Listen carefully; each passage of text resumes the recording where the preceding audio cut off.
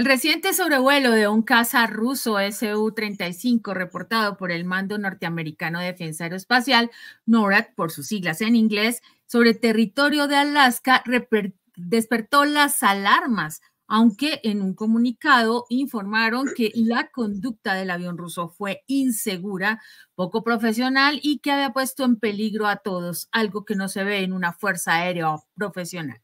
Lo cierto es que Alaska fue hasta 1867 territorio ruso. ¿Acaso es un aviso de lo que puede venir para Rusia? Vamos a ver la noticia que analizaremos a continuación. Los cielos congelados del mar de Bering. Dos imponentes bombarderos estratégicos Tupolev Tu-95MS, flanqueados por cazas Sukhoi Su-35S y Su-30SM, pusieron los ojos del mundo en la remota costa oeste de Alaska. Las máquinas de guerra rusas rompieron la tranquilidad del aire en una demostración que sacudió a Washington. Durante 11 tensas horas, estos colosos del aire cumplieron con una misión que dejó más que claro el mensaje de Moscú a la Casa Blanca y sus aliados de la OTAN. Aunque el Ministerio de Defensa ruso insistió en que el vuelo respetaba las normas internacionales, nadie podía ignorar el claro subtexto de esta operación.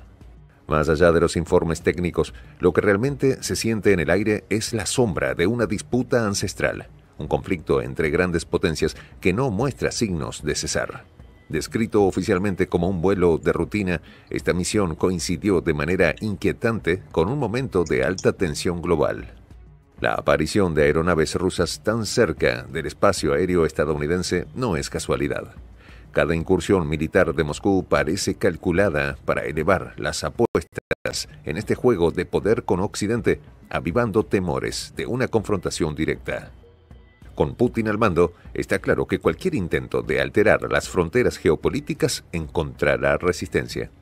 La historia de Alaska, un territorio que una vez fue ruso, resurge ahora como un símbolo cargado de significado en este nuevo episodio de rivalidades. En el pasado, Alaska era parte del vasto imperio ruso, una tierra inhóspita que, aunque rica en recursos, estaba alejada del corazón del poder zarista. Fue en 1867 cuando el zar Alejandro II, en una jugada estratégica, decidió desprenderse de ella en lo que hoy parece un trato sorprendentemente barato. Por la suma de apenas $7.2 millones en oro, Estados Unidos compró este vasto territorio, cerrando un capítulo en la historia rusa en América del Norte, pero dejando abierta una puerta que jamás se ha terminado de cerrar del todo.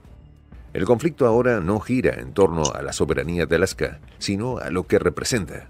El Ártico, una región clave por su riqueza en recursos y su valor estratégico. Tanto Rusia como Estados Unidos desean ejercer su control sobre esta área cada vez más importante en el tablero global. Las incursiones aéreas rusas en esta región helada se han convertido en un símbolo más de la feroz competencia global, y esta última maniobra no es la excepción. Con estas operaciones, Moscú deja claro su interés por proteger no solo sus fronteras, sino también sus crecientes ambiciones en el estratégico ártico. Muy bien, bienvenida Margarita. ¿Qué tal ves la situación hoy en día con este tema?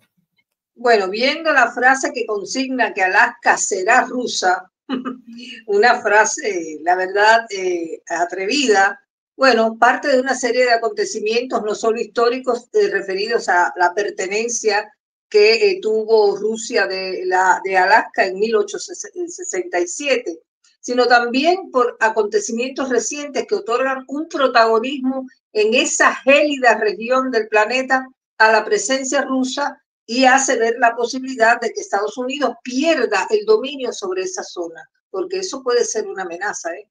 Y no es primera vez que se leen titulares en los medios occidentales dando cuenta de la presencia de aviones caza rusos en las cercanías de Alaska. No vamos a decir que están ni penetrando en el espacio aéreo, ni mucho menos, porque ellos mismos después, los estadounidenses reconocen que eso no lo han realizado.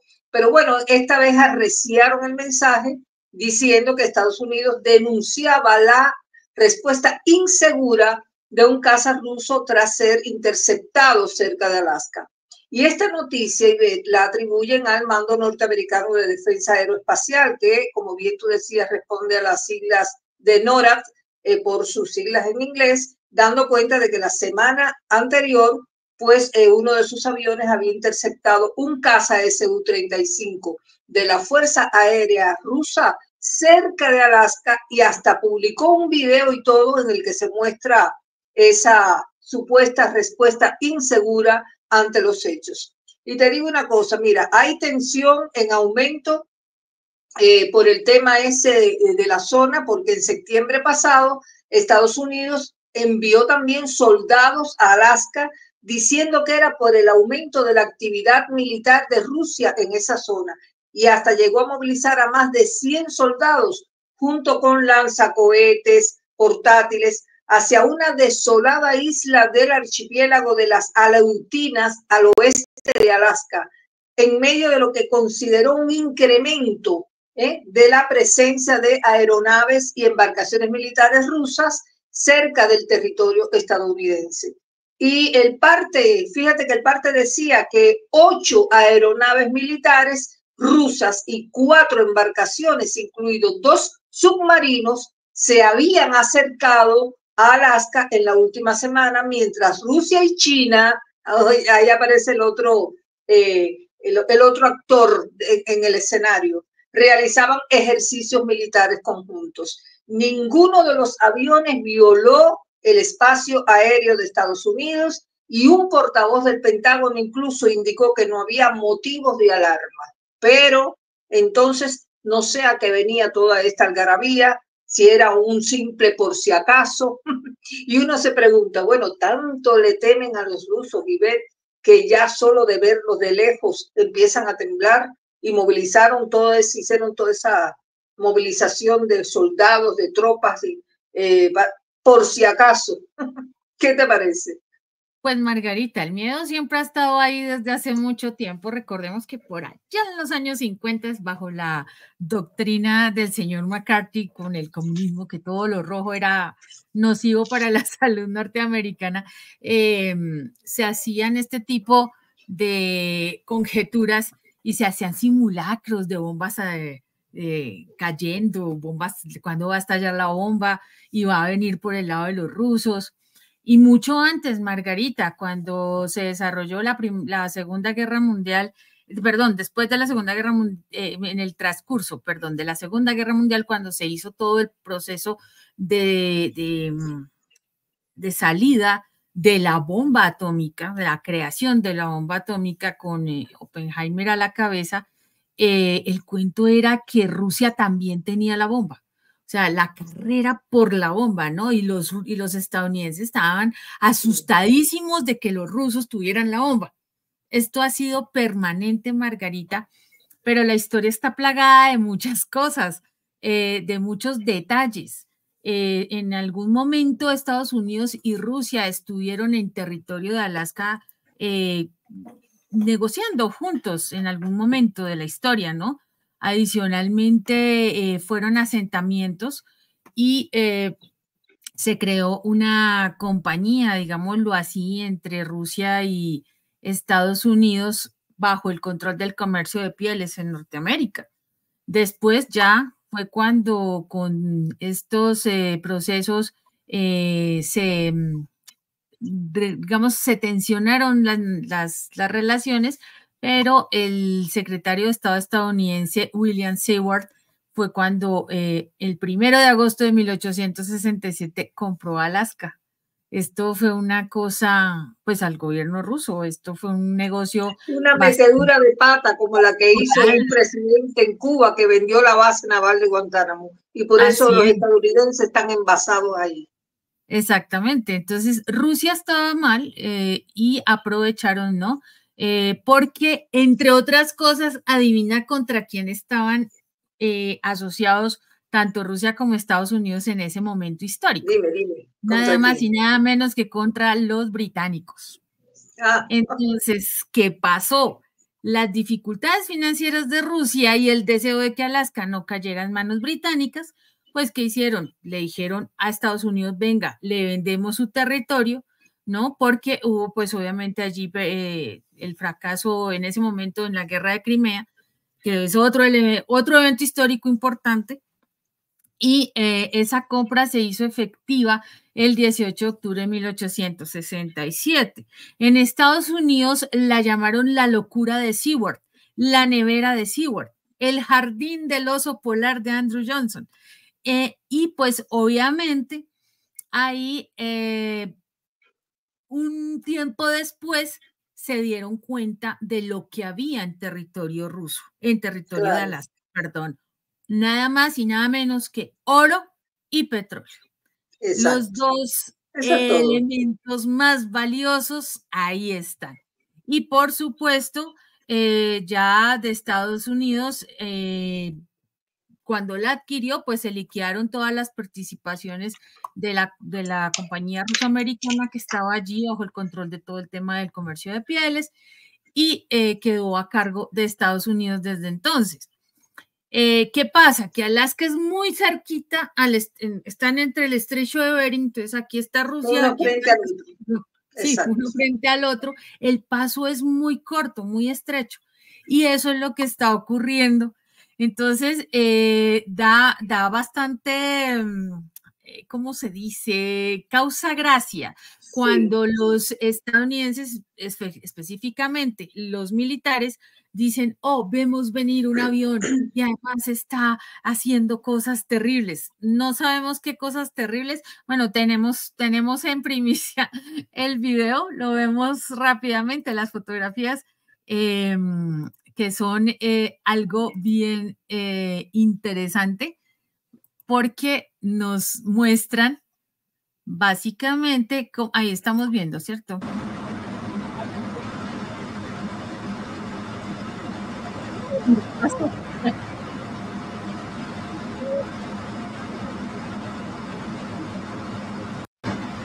Aquí están las fotos más cerquita, que francamente, pues, sí, y el comentario, ¿no? Que el avión de NORAD interceptó de forma segura y disciplinada, ojo, un avión militar ruso a la zona de integración aérea de Alaska. La conducta de un Su-35 ruso fue insegura, poco profesional y puso en peligro a todos. Imagínate, General Gregory Gillot. Esto fue lo que vieron en el espacio aéreo, bueno, que no fue una violación directamente, sino que pasó. Algo muy parecido a lo que vemos en las películas. Por simple sospecha, nada más ellos se alarman. Así bueno, veamos el próximo video. Claro que sí. Vamos para allá. Ven en este reciente vuelo una respuesta calculada a las continuas acciones provocadoras provenientes del bloque occidental. Desde el colapso de la Unión Soviética en 1991, la expansión de la OTAN hacia el este ha sido un punto de fricción constante entre las potencias. Rusia no olvida las promesas que, según ellos, fueron rotas por los líderes occidentales. En aquel entonces se había asegurado que la OTAN no iría más allá de la Alemania reunificada, pero con el tiempo, países como Polonia, Hungría, Rumania y los estados bálticos se unieron a la alianza militar.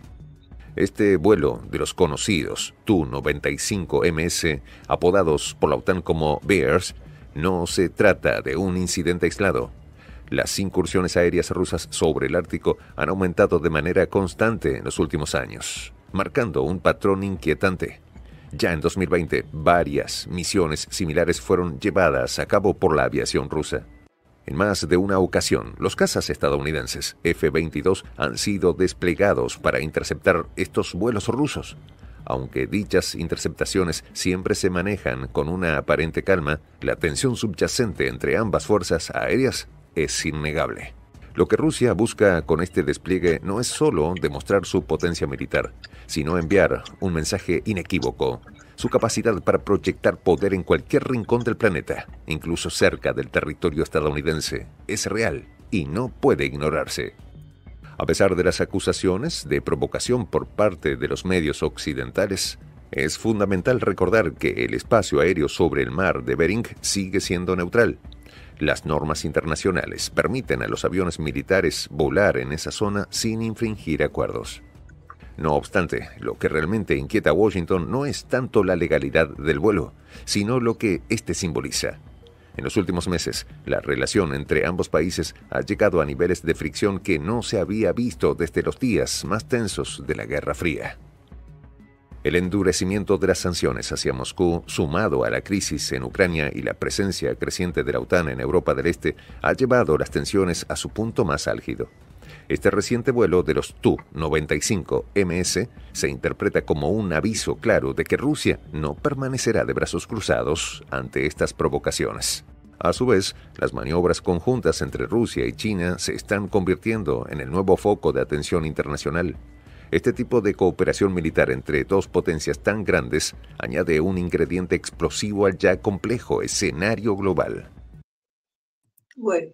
El tema de los sobrevuelos, Margarita, fue en el tema, la referencia que nos hacen aquí con Rusia y China, pues tú lo acabaste de mencionar al inicio, fue en julio de este año, donde hubo esta detección de unos cazas rusos acompañando dos bombarderos H-6 y con la presencia de otros aviones chinos. Sin embargo, no estaban en ningún momento haciendo maniobras de estilo de ataque, ¿no?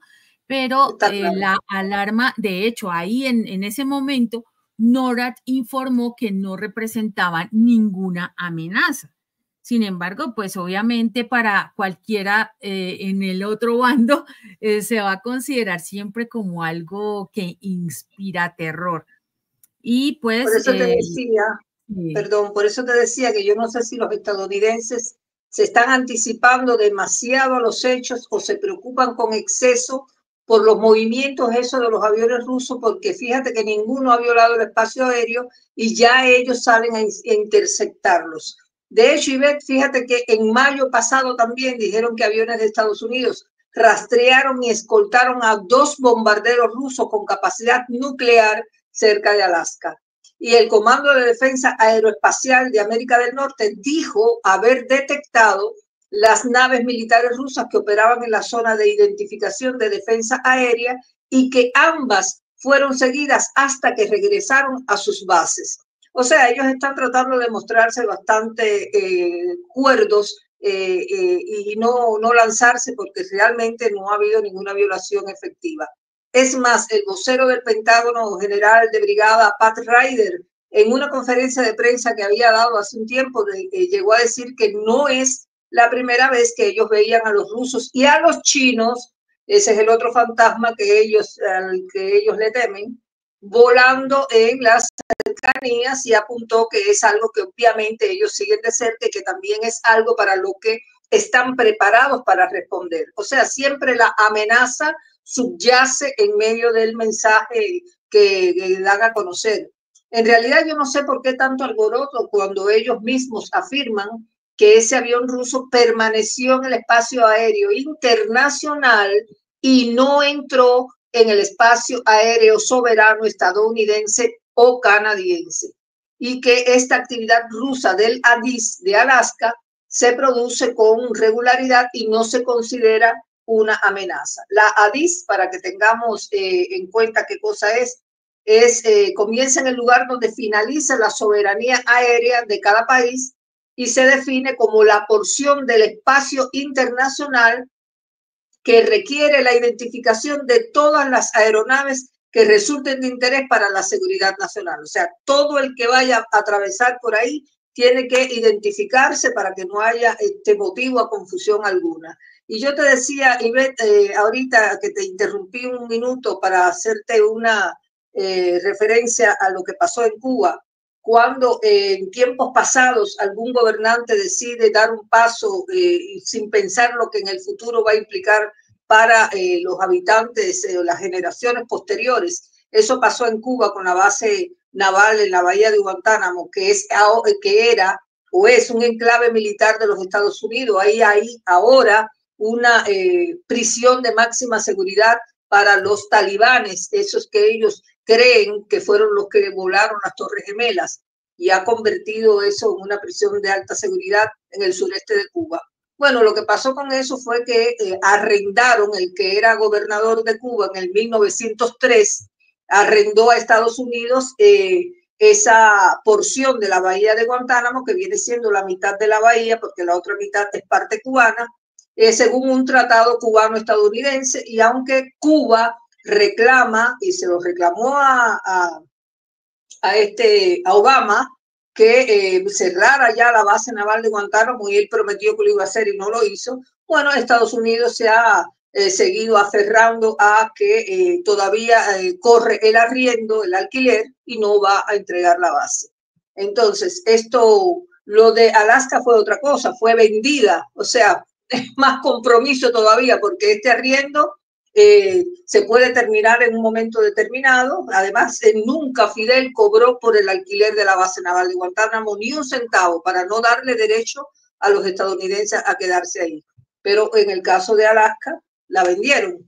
Y así es que sí, fue un error muy grande para Rusia, pues por toda la riqueza que tiene ese territorio, pero en ese momento uno no puede juzgar a quienes hicieron eso en épocas pasadas, porque era otro el pensamiento, pero realmente comprometió la soberanía de las futuras generaciones. Por supuesto. Sin embargo, no nos podemos olvidar, Margarita, que Rusia es supremamente rico. O sea, Alaska era un pedacito y siempre lo ha sido. Bueno, pero en Alaska tiene lugar la fiebre del oro, y todo el mundo quiere ir a Alaska a sacar oro. Claro. Hasta rico MacPato. Hasta yo iría con un sombrero a un río de eso helado a ver cómo saco al menos 1 gramo de oro, con el precio que tiene el oro en la actualidad. Imagínate. Bueno, esto es un chiste nada más. Hay que ponerle el lado bueno a la noticia. Vamos a ver el último segmento, Margarita. Alaska no es solo una advertencia dirigida a Estados Unidos y la OTAN, sino también un mensaje global. Rusia sigue siendo una fuerza crucial en la escena internacional y su influencia no debe ser pasada por alto. Desde un punto de vista histórico, el Ártico siempre ha sido un espacio estratégico de vital importancia. Durante los años de la Guerra Fría, esta región se consideraba un posible teatro de guerra entre las superpotencias mundiales. El estrecho de Bering, donde las tierras de Alaska y Rusia se encuentran separadas por apenas 85 kilómetros, se convirtió en un símbolo de esta época de conflicto. Aunque los tiempos han cambiado, este vuelo es un recordatorio del pasado y resalta la relevancia geopolítica del lugar. El reciente despliegue de los bombarderos Tu-95MS en Alaska es una jugada más en este complejo tablero global. No es solo una advertencia a Occidente, sino una reafirmación del poderío ruso y su capacidad para influir en los asuntos internacionales. Queda en el aire una pregunta inquietante. ¿Hasta qué punto están dispuestos a tensar la cuerda ambos gigantes? Estas maniobras, vuelos militares e interceptaciones se están convirtiendo en un peligroso juego de poder.